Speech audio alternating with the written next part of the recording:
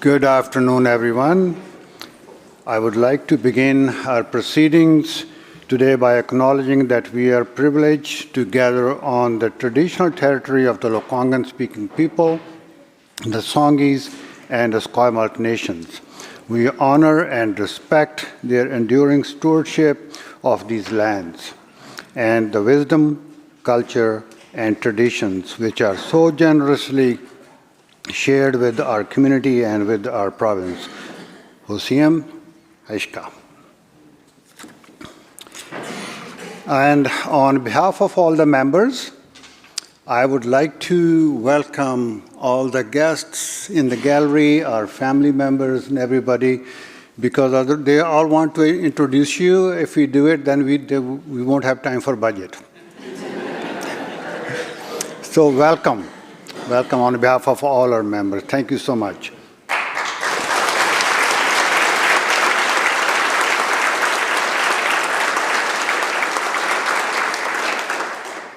Madam Clerk. Introduction of bills. Orders of the day. Minister of Finance. Honorable Speaker.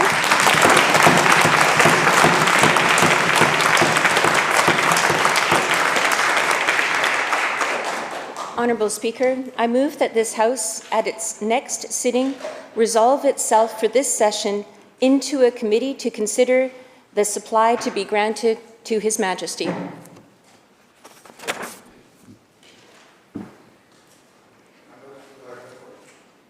You have heard the question. All those in favor say aye. Aye. Opposed? Motion carried. Minister. Honorable Speaker, I have the honour to present a message from Her Honour, the Lieutenant Governor.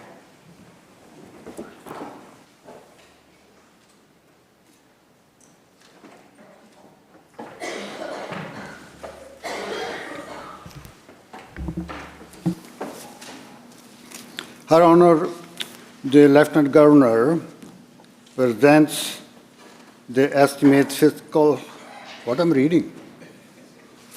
This one? Thank you. No. The estimate fiscal year ending March 31st, 2026, and supplement to the estimate fiscal year ending March 31st, 2026, and recommend the same to the Legislative Assembly. Minister. Honourable Speaker, I move that the said message and the estimates accompanying the same be referred to the Committee of Supply. Members, you heard the question. All those in favor say aye. Aye. Opposed? Motion carried. Minister. Honourable Speaker, I move, seconded by the Honourable Premier of British Columbia, that the Speaker do now leave the chair for the House to go into the Committee of Supply. Continue, Minister.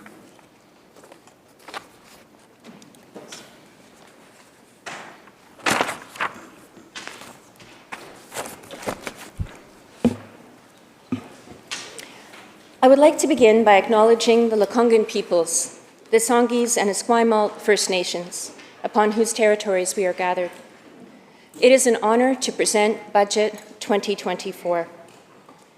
Mr. Speaker, we are introducing this budget during the most consequential time in BC in generations, a time that few of us could have imagined just a few short months ago.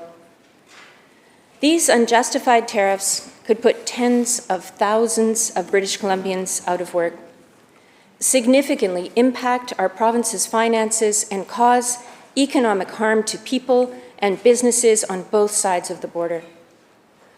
While our economy is built to withstand this threat better than most provinces, the impact may still be severe. Budget 2025 is about standing strong for British Columbia and making sure public services are there when we need them. Now is the time to focus on what really matters to our communities and the people of our province. It is time to protect the essentials and prepare for what comes next. Mr. Speaker, no matter what challenges we're facing, one thing will always remain true. We will never back down from our commitment to the people of British Columbia.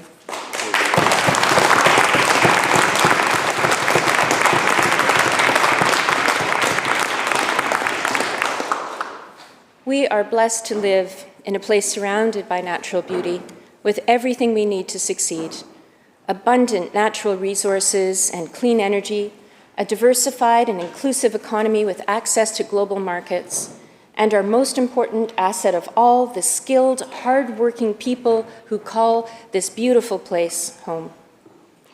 Like everyone here today, I love this province, its people, and its places. Growing up in Nanaimo, I saw the resilience of resource workers, like my dad, who was a heavy-duty mechanic in the forestry industry at a time of economics ups and downs.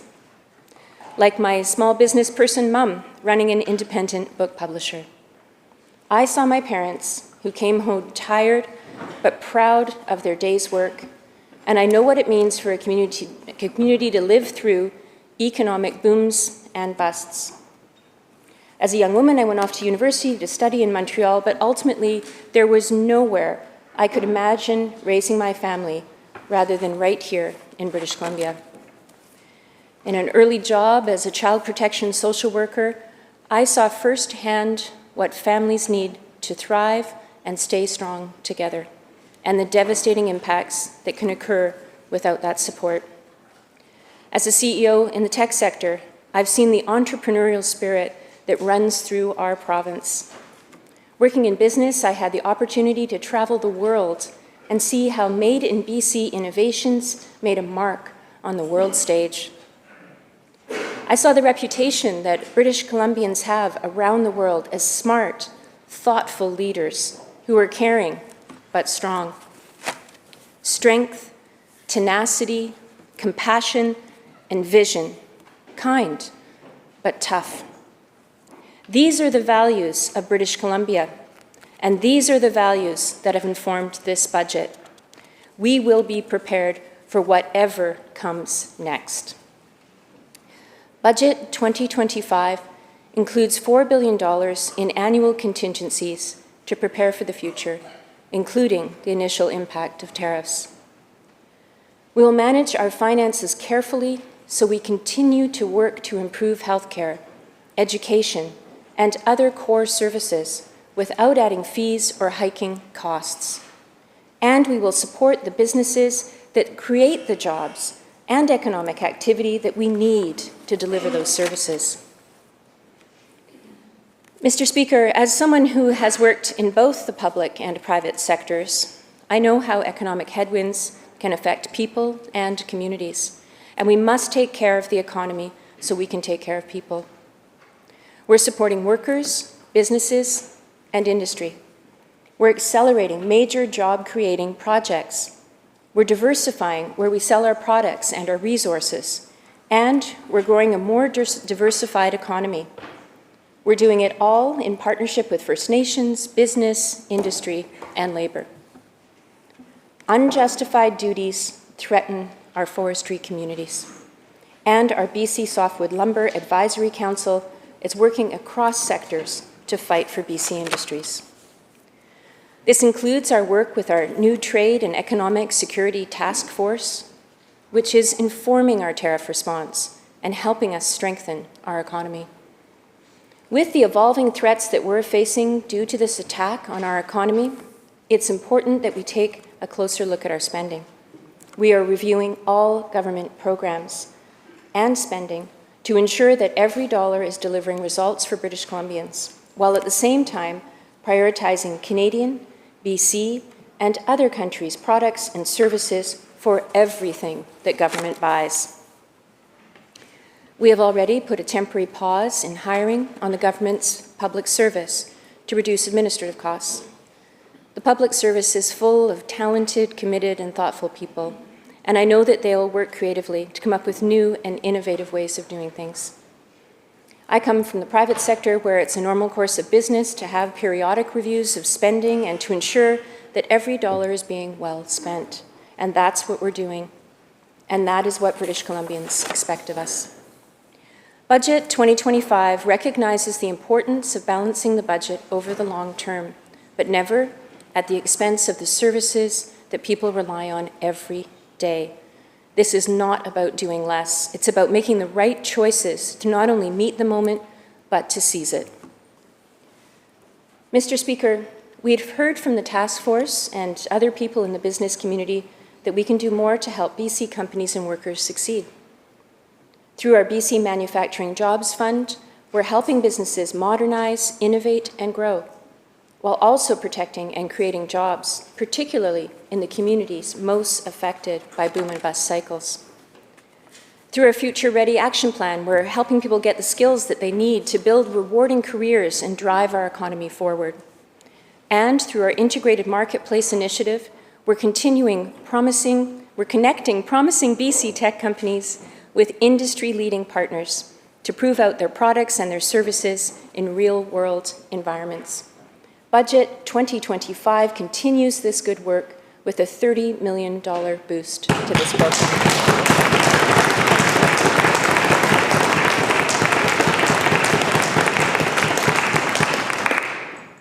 British Columbia is home to some of the top tech companies and most promising startups in the world.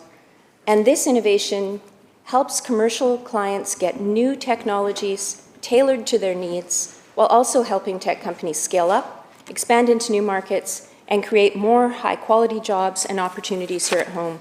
The best part? The technologies are focused on addressing key challenges in our province and around the world, including healthcare, climate change, and resource management. This benefits us all. Success stories are already stacking up. I think of Coquitlam-based Moment Energy, which developed a new battery energy storage system. The Integrated Marketplace Initiative connected Moment Energy with the Vancouver International Airport to provide reliable, high-speed charging capacity for airport vehicles. The company has since gone on to land major customers and earn a spot on the prestigious Global Clean Tech 100 list. Budget 2025 also supports our thriving film sector and our vibrant video game and virtual reality industries with boosted tax credits. This will encourage investment in our province, protect good jobs, and help us maintain our reputation as one of the top film and creative industry destinations in the world.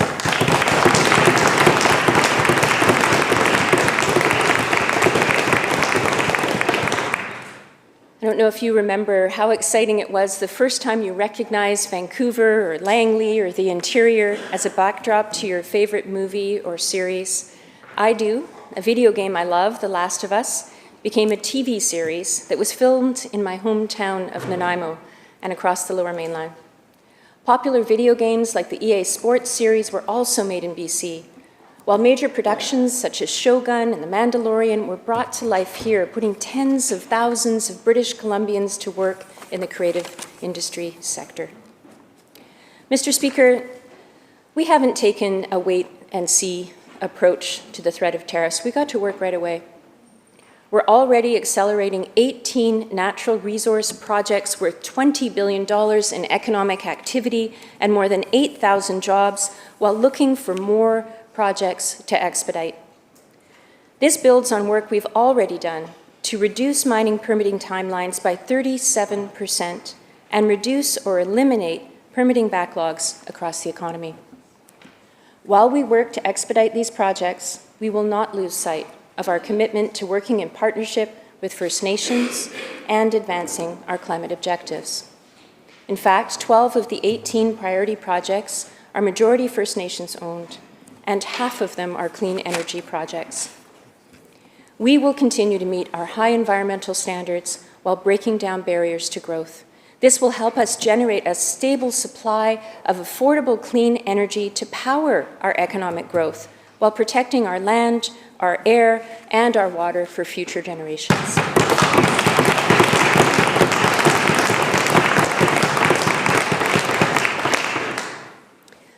Mr. Speaker, it is clear that we have what the world needs: cutting-edge technological innovations, critical minerals needed for the clean energy future, and some of the lowest carbon products on the planet.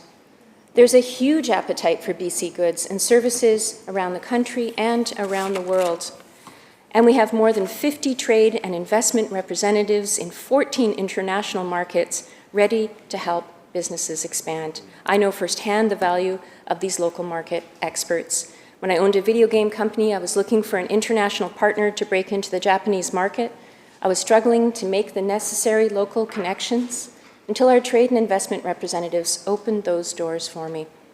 BC is also leading the way in breaking down interprovincial trade barriers.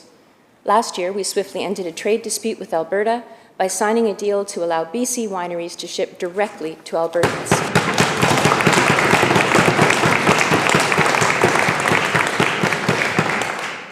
Mr. Speaker, as we further diversify our economy, we need to ensure that our products can get to new markets efficiently.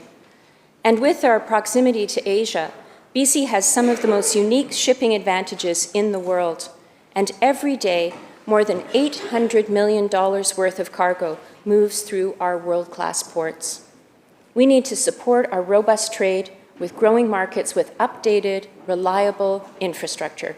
And this is why Budget 2025 includes $16 billion over the fiscal plan to build and improve bridges, roads, and transit to make it easier and faster for people to get to work and home, while also strengthening our supply chains to ensure that we can keep goods moving quickly.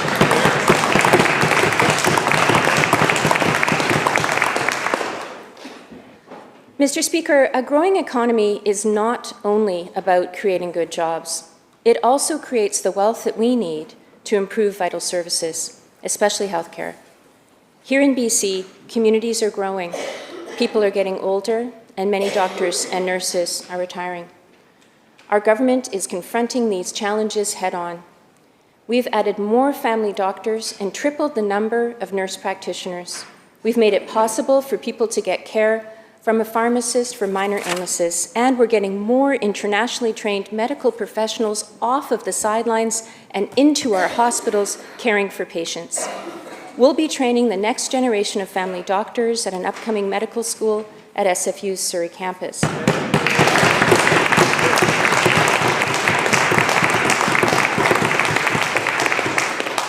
Budget 2025 builds on this work with an additional $4.2 billion over 3 years to continue growing capacity across our healthcare system. As part of our ongoing plan to improve home and community care for seniors, we are boosting funding by more than $100 million this year. This will make it possible for more seniors to live healthy, independent lives right at home. We're also building on our historic $1 billion investment in mental health and addictions care with an additional $500 million over the fiscal plan. And this will help us continue supporting made-in-BC models of care like Road to Recovery and Foundry Centres for Youth and Indigenous-led treatment, recovery, and aftercare services. It will also allow us to advance our work to support people with concurrent mental health and addictions challenges, including through secure and dignified care. Budget 2025 also includes $15.5 billion over the fiscal plan to continue to build the hospitals, clinics, and other facilities we need to strengthen our healthcare system. Publicly funded and universally accessible quality care is part of who we are as Canadians. And Mr. Speaker, let me be very clear about this. We will never be the 51st state, and we will never be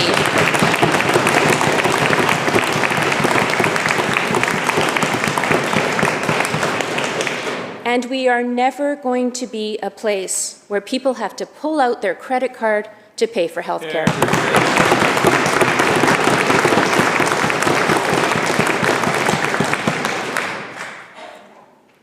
Mr. Speaker, the foundation for a healthy life starts in childhood.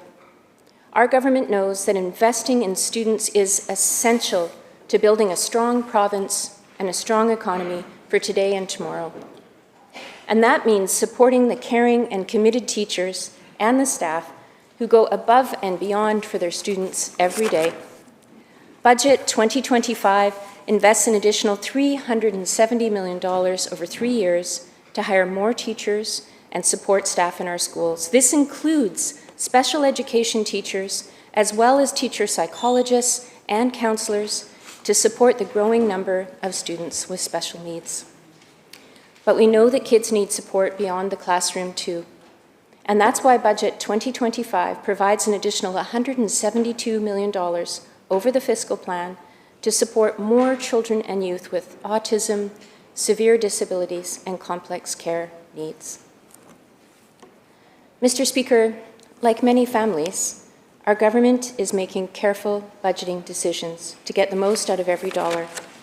Our capital plan includes $4.6 billion over the next 3 years to build, renovate, and seismically upgrade schools and playgrounds throughout our province. This includes additions that can be built twice as quickly as traditional projects at a fraction of the cost. In just the past 2 months, we've opened additions at 4 schools, adding more than 1,000 new student spaces in growing communities throughout BC.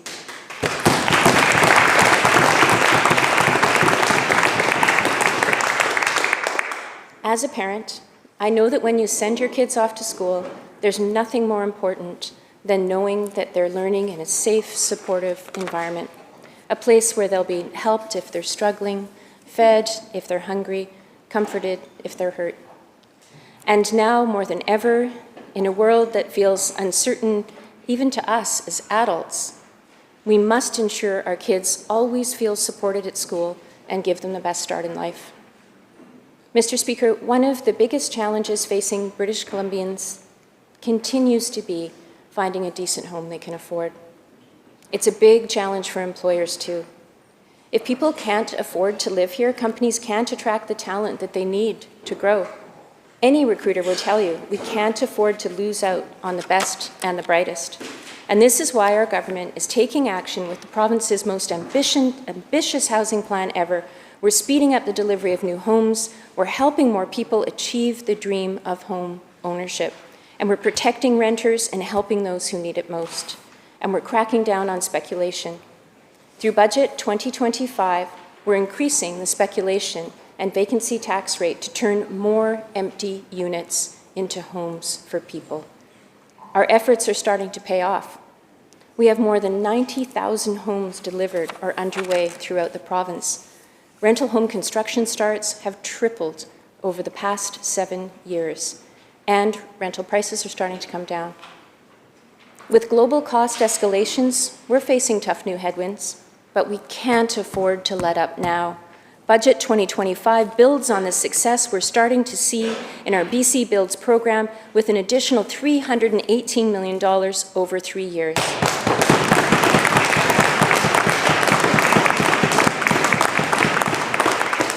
This will help build thousands of rental homes for middle-income people, such as nurses and teachers and construction workers. We know that people with lower incomes need support too. Budget 2025 provides a boost to the Rental Assistance Program and Shelter Aid for Elderly Rentals Program.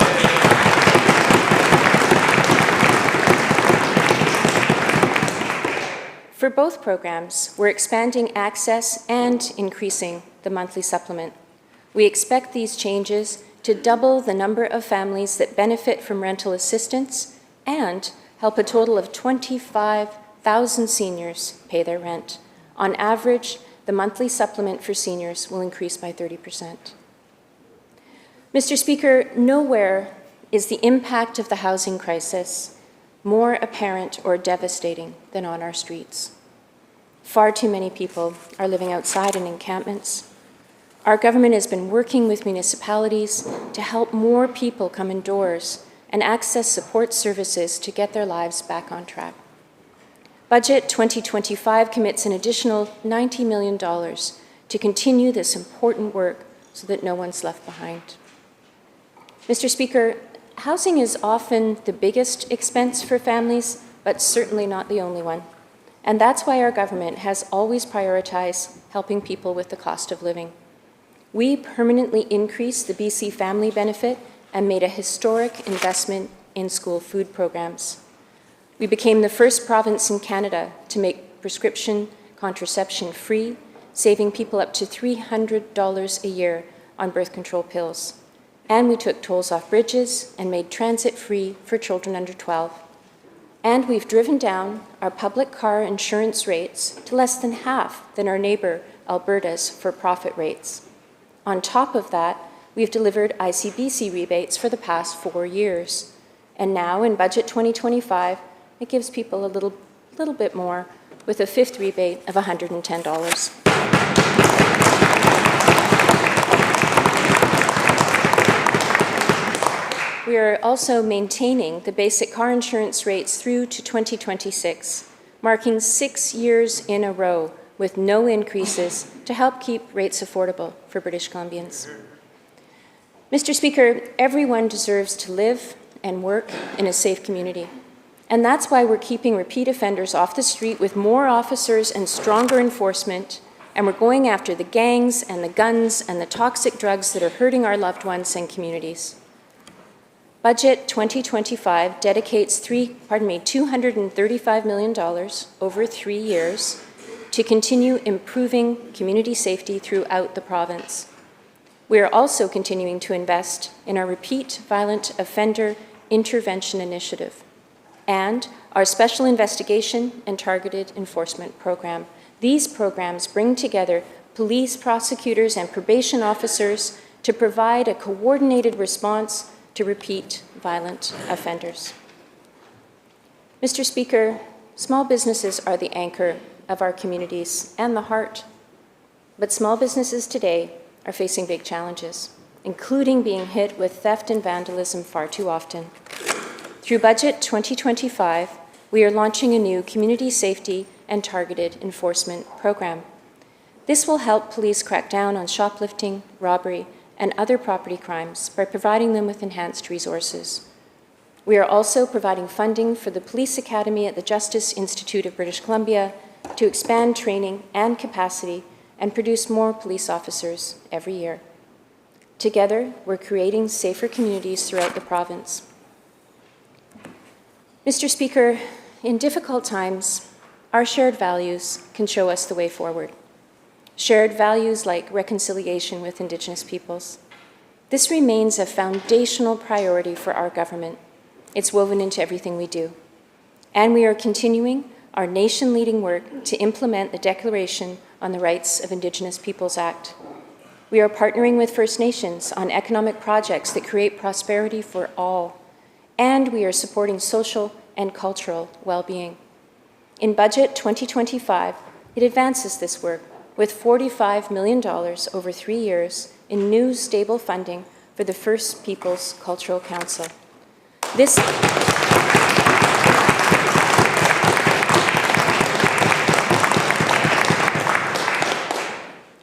will help the organization continue supporting First Nations in their efforts to revitalize their languages and cultures while also creating good jobs and economic benefits. Mr. Speaker, language and culture make us stronger.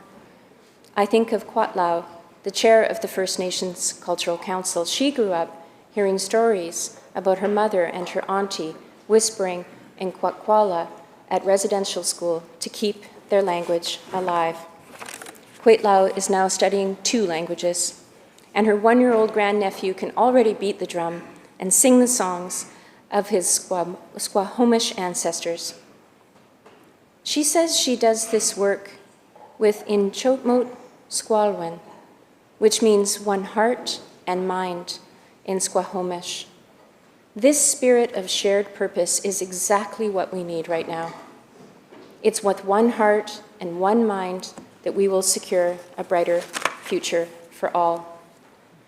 Mr. Speaker, that brighter future will be one of our own making. When faced with big challenges, there are those who might say we should retreat and respond by cutting spending on the public services that people rely on.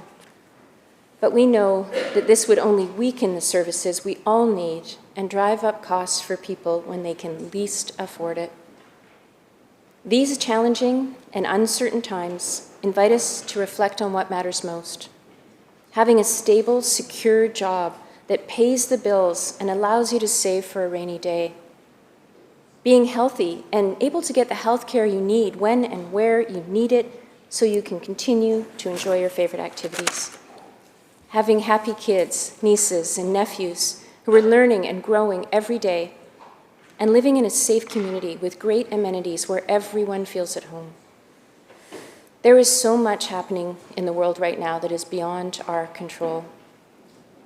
But what is within our control is how we take care of people, how we make our communities safer, stronger, and healthier, how we build a world-class education system to prepare our kids for a fast-changing workforce, and how we build more resilient, diversified economy that works for everyone. These are the things that this budget commits to. We are going to get through this storm together. We will build a better BC no matter who occupies the White House, a province that is as kind and compassionate as we've always been, with an economy that's more resilient and more prosperous than ever before. Mr. Speaker, with the chaos and the confusion that is coming from south of the border, none of us knows with certainty what the future holds. But this we do know. We will meet the future together, and this government will support British Columbians every step of the way. Thank you.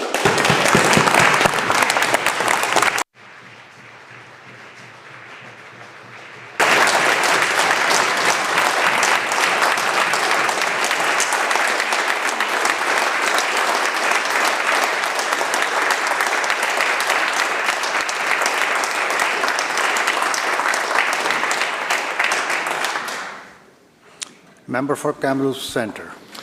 Thank you, Mr. Speaker, and thank you to the Minister for presenting the budget today, and to all the Ministry of Finance staff that have worked very long hours and very long days to get us to where we are today. I will say on behalf of the official opposition, I'll keep my remarks. I will be 2 hours. I don't know if I'll be exactly 30 minutes, but just in case. I won't be 2 hours today, just for everyone at home. But, you know, I would have thought that after canvassing yesterday in question period around all the communication staff that were hired by the Minister of Finance over the last few days after the hiring freeze was announced, that she would have had in her speaking notes one really important part on this budget that was missed. So for the viewers at home, an $11 billion deficit. That was missed out of the Minister's budget speech. So I thought it was important that maybe we get that out of the way right off the front. And Mr. Speaker, in my time here today, you know, I just want to touch back a bit. The Minister touched on a lot of things that the government did in 2018. At first I wasn't going to go back in history, but I thought I should, on budget dates. So the budget typically is presented, because we've heard a lot about trying to present this budget on the backdrop of tariffs, which happened to be on the exact same day. And we knew that on February 1st, that March 4th would be tariff day after they were first delayed. Well, back in February of 2020, then Finance Minister Carol James, as part of the budget, brought in legislation that changed the ability for the government, after a fall election, which we thought at the time would be a fall of 2021 election, to present the budget by the 4th week in March. Lo and behold, not that they were planning back in February of 2020, Mr. Speaker, to have a October of 2020 election, but magically there was a fall election in 2020, and the new government was not going to have to present a budget in 2021 until the 4th week of March. At least late Premier Horgan had us sit for a couple weeks that December in 2020. So one of the only pieces of business was actually to amend that new piece of legislation to give the government the ability to present a budget after a fall election by April 30th the following year. And in fact, they waited till April 20th for that first budget to be presented. Why I say that is, one would think, after all of the over-the-top war analogies that were used in the throne speech, this government might have, given the seriousness of the tariff threat, decided that of all years, to delay the budget or move it forward a week and not have it land on the exact same day as everyone's trying to sort out what exactly the tariffs mean, might have been a good year to do that. But nonetheless, here we are today. And that pretty much sums up this tariff response in this budget. It's non-existent, Mr. Speaker. There is nothing in this budget around the tariff response of meaningful programs or supports or even possibilities. So when the Premier or when the Minister talks about $4 billion in contingencies, including supports for impacts of tariffs, I'd be remiss if I didn't point out that last year's budget projected a $3.88 billion contingency fund in this year's budget.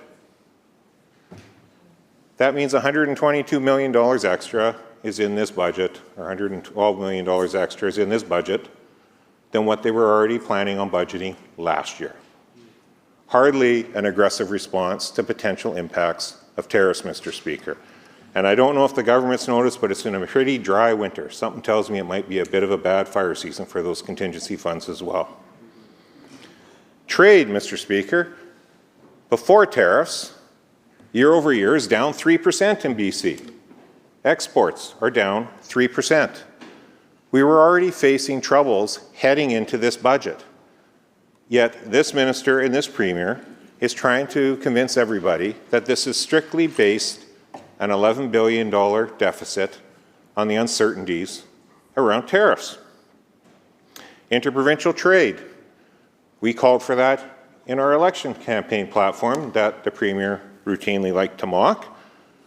It's interesting that although we have a new updated modeling on what will happen with US tariffs, there's been no modeling done or provided, at least to the public, as to what removing the interprovincial trade barriers, as we've been calling for since in the election, including in January with mutual recognition programs, would actually do for the positive of the BC economy, to demonstrate just how serious and how quick we need to move on interprovincial trade. Yet there's no modeling for that. There's only modeling about the potential negative impacts of tariffs to the United States. But we know that interprovincial trade is a 23% tariff equivalent to British Columbia. We know that New Brunswick today actually removed barriers immediately on things like alcohol moving between provinces. Nova Scotia had tax relief in their budget introduced last week, even in the face of tariffs. Promised tax relief for business and for residents. Yet this government, despite the fact they made campaign promises, has not followed through on any of their campaign promises in this budget. In fact, the deficit is flat out not realistic in this budget, Mr. Speaker, and it shows why this government has tried using tariffs to walk away from their campaign promises, and I'll dig into that just a little bit. In last year's budget, this government was forecasting 2.3% growth for this fiscal year and an $8 billion deficit. Well, at the 6-month check-in point for this current fiscal year, so for the end of September 30th, this government, on page 39 of that document, on the second quarter update, had already downgraded growth to 1.9% for British Columbia for this coming year. The growth projected in this year's budget document is based on a 1.8% growth, which means the Premier, as a sitting Premier with full access to the Treasury, as the books were unfolding last year, heading into an election, surely ought to have known the financial state of the province as he was making campaign promises, like a $1,000 grocery rebate, which has been officially revoked in today's budget on the same day tariffs get announced, which will actually increase our grocery prices. That is the logic of this government, Mr. Speaker.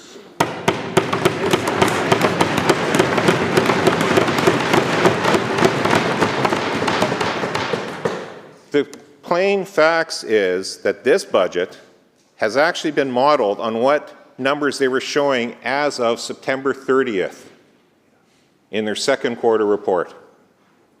Yet somehow they're still blaming tariffs. The US election hadn't even happened yet. And the Minister of Finance would know, because the Minister of Finance was openly campaigning for the current president's other candidate against him at that time. You know, we hear this minister talk about sharpening the pencil repeatedly. Sharpening the pencil. So let's look at that. The full-time equivalents, last year in the budget, they said they wouldn't hire any more than 500 people more. Yet in that same second quarter update, They said, oh, good news, we haven't hired any more than we did at the end of the first quarter. Problem is that was 2,000 people, not 500. So this time last year, they told us they were only going to hire 500 more people in the one category. They hired 2,000, and now we're supposed to celebrate the fact they're not hiring any more than that. The BC public sector compensation chart last year had 520,000 people on it. In 2017, when this government took office, it had 320,000. In this year's budget, in the backdrop of the minister saying, sharpening our pencil, tightening our belts, watching every penny, this year, that 520,000 is 593,000 on the public sector compensation rolls, Mr. Speaker. That is what this government means when they say sharpening their pencils. I'm not sure how many of those are in the minister's communications department or not. But is it any wonder then, based on the same modeling that they provided in September on what this year's budget would look like, pre-tariff, the deficit is up $3 billion. Spending is up $4 billion. There's some good pencil sharpening for you. Debt to revenue is up. Debt to GDP is up. GDP growth is down, and our debt per capita has gone from $17,000 a person to $21,000 a person, Mr. Speaker. In fact, our debt over the next 3 years is going to grow by another $68 billion. When this government took office in 2017, the total provincial debt was 50. 50. It was bad enough they doubled it in their first few years in government. They're now going to add another $70 billion. We will bet $210 billion at the end of this fiscal plan after this government starting at 50. It took 150 years to get to 50. It has taken this government 8 years to quadruple that. It is shocking, Mr. Speaker. Let's look at housing for a minute, because again, results do matter. And there's been a lot said about housing. Again, a lot of this language is the exact same language we've heard every single year, much like the throne speech, every single year in a budget. The problem is most of these programs are existing programs. And when you read the language very carefully in the speech or in the document, it's continue or have keep on with. It's that type of language. It's not new. It's not expanded. And for the few programs that have a few extra dollars to it, the way this government runs programs, no doubt they do, because everything winds up over budget. Doesn't mean they're actually adding any more capacity to the programs. It just means they need more money to underdeliver once again. So on housing, we heard the minister talk on $90 million continuing on for homelessness. Of course we support that. But it's a continuation. It's not new money. It's because the other program is coming to an end, which was funded at about the same rate. And you know why they need to continue that on, Mr. Speaker? Because if you look at the project's over $50 million descriptions, and you look at almost every single BC housing project listed, they're all running significantly behind schedule. There is no homes to put people in. No wonder they need a homeless program to continue on for another 3 years, Mr. Speaker. These are the results that we've been getting from this government year over year over year. Housing values down 8.3% of the value of building permits. Number of permits down 12.8%. Multifamily down 7.2%. Now these are all numbers in this year's budget, Mr. Speaker. I'm not inventing these numbers. These are the government's own numbers. You wouldn't know it from the speech we just heard. But that's the government's performance on housing, based on their own black and white document. In fact, it's interesting because in 2025, with 5.5 million residents, the government keeps patting themselves on the back that we will have 46,000 new home starts. Well, in 2017, when they took office, with a population of 4.8 million people in BC, there was 44,000 new home starts. So I would suggest to the government that if they think an extra 2,000 homes per year, when you're adding, what, about 100,000 people a year, isn't exactly tackling the housing problem that the government makes you want to think they're doing.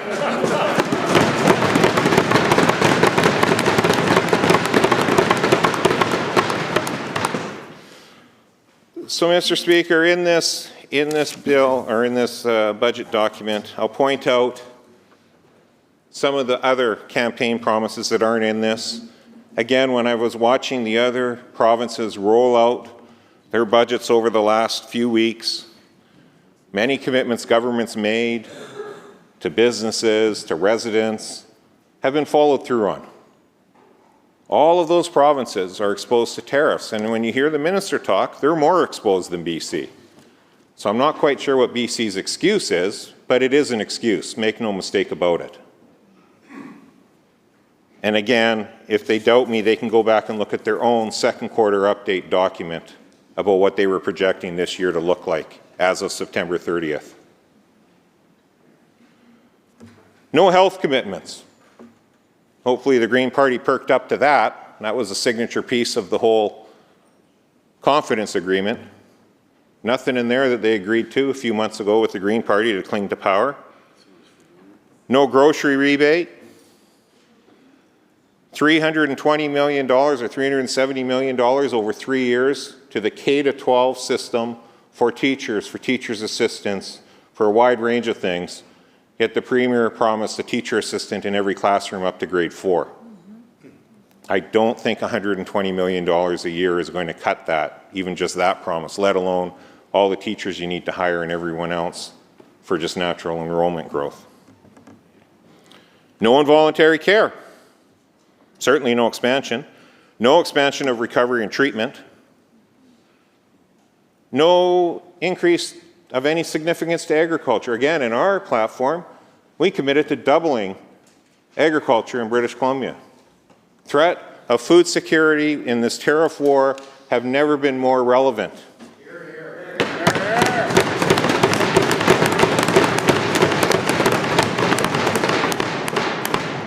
Nothing in this budget to deal with that of any consequence. In fact, this government is projecting, you're not, like some of these numbers in this booklet are just incredible. 7,000 job losses in the agricultural sector is projected in this year's budget document. Does that sound like a government trying to grow agriculture in BC? That does not sound like a government serious about agriculture to me. That sounds like a government managing a decline and not prepared to do anything about it. But you know, the Ministry of Environment, they see just under $1 million bump to their budget this year. Again, backdrop of an agreement to cling to power with the Green Party. Just under $1 million for Ministry of Environment increase. Well, Ministry of Environment, 50% of their budget is for staff. They've confirmed that to me in previous year's estimates. $1 million isn't even going to cover the increased cost of staff even before the new agreement for labor.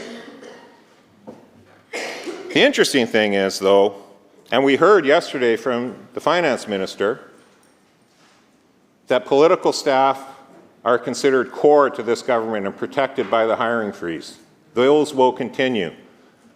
And boy, do they ever, because although the Ministry of Environment as a whole ministry has less than $1 million increase, the Premier's office actually has $1 million increase in it. Talk about priorities of sharpening your pencil, Mr. Speaker. 7,000 job losses in the agricultural sector, a cut to the Ministry of Environment, and an increase to the Premier's office budget. Disgusting.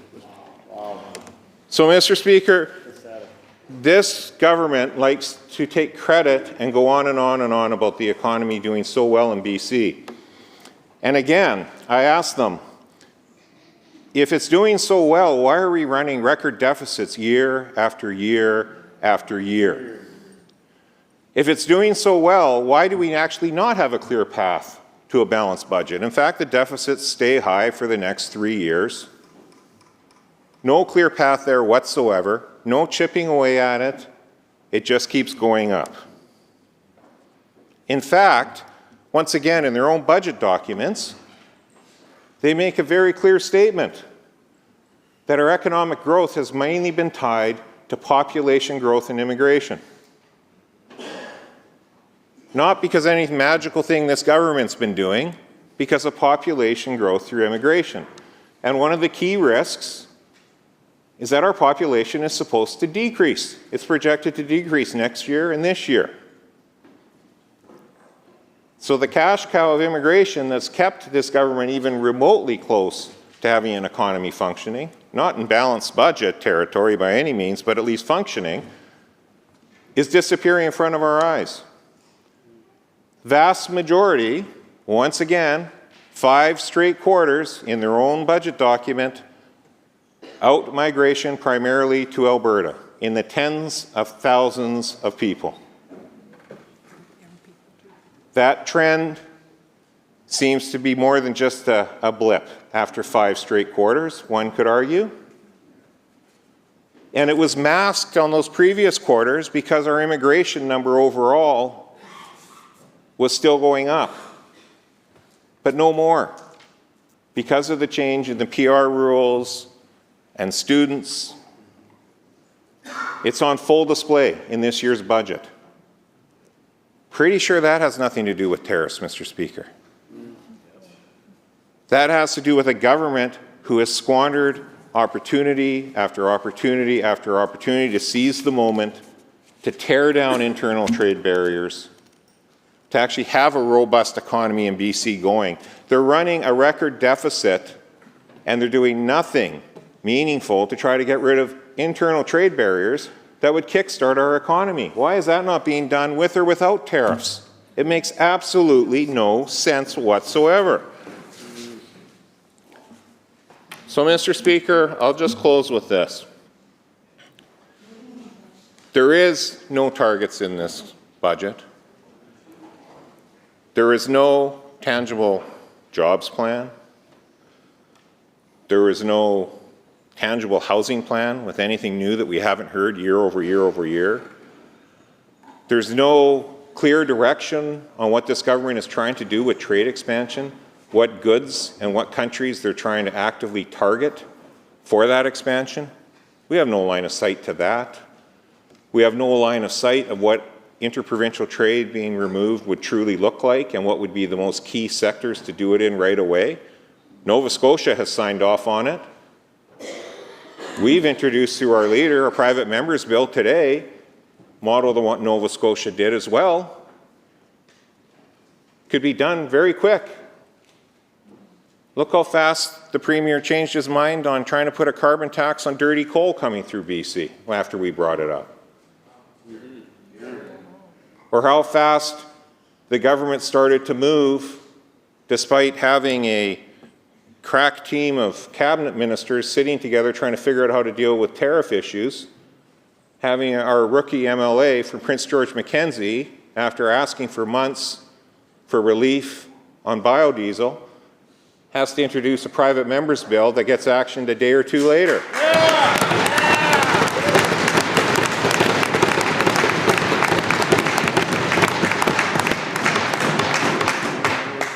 So the government will want to keep playing their games around this. We're taking the tariff threat very seriously. We've been bringing forward actual very meaningful and tangible ways to lessen the impact and protect jobs in British Columbia.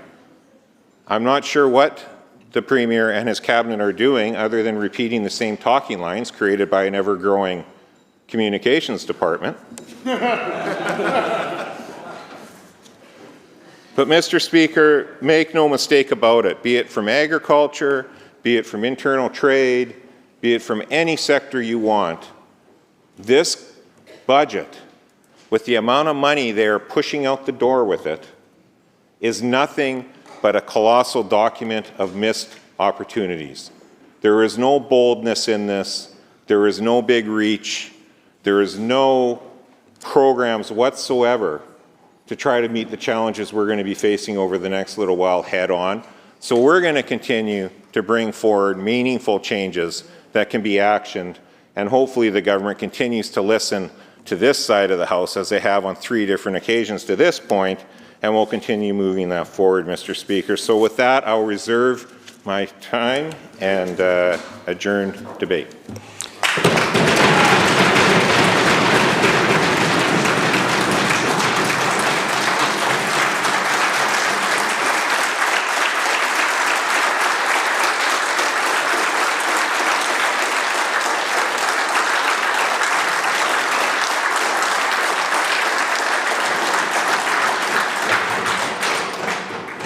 Members, you heard the question to adjourn the debate. All those in favor say aye. Aye. Opposed? Motion carried. Minister of Finance. Honourable Speaker, I have the honour to present a message from Her Honour the Lieutenant Governor.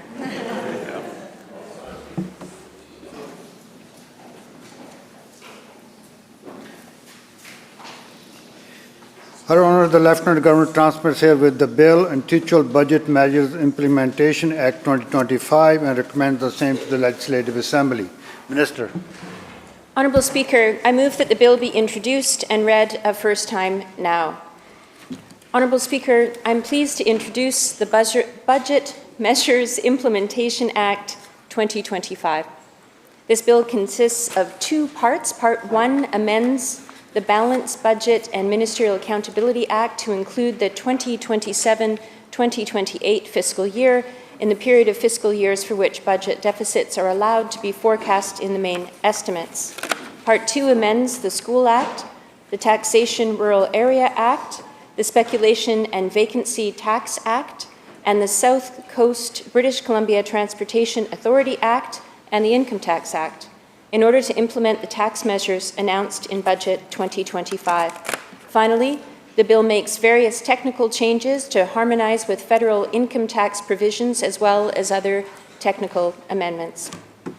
Member, you heard the question. All those in favor say aye. Aye. Opposed? Motion carried. Minister. Honourable Speaker, I move that the bill be placed on the orders of the day for second reading at the next sitting of the House after today. You have heard the question. All those in favor say aye. Aye. Opposed? Motion carried. Minister. Honourable Speaker, I have the pleasure to rise to table the government's overall strategic plan and the budget and fiscal plan for 25-26 to 2027-28, which together fulfill the requirements of sections 7, 8, 10, and 12 of the Budget Transparency and Accountability Act. Honourable Speaker, I also table on behalf of the ministers responsible the service plans as required under Section 13 of the Budget Transparency and Accountability Act. The service plan documents are presented in 2 binders. The first binder contains the service plans for the Office of the Premier and 23 ministries. The second binder contains service plans for 30 delivery agencies and Crown corporations. The second binder also includes a listing of the organizations that are exempt from the reporting requirements of Section 13 of the Budget Transparency and Accountability Act.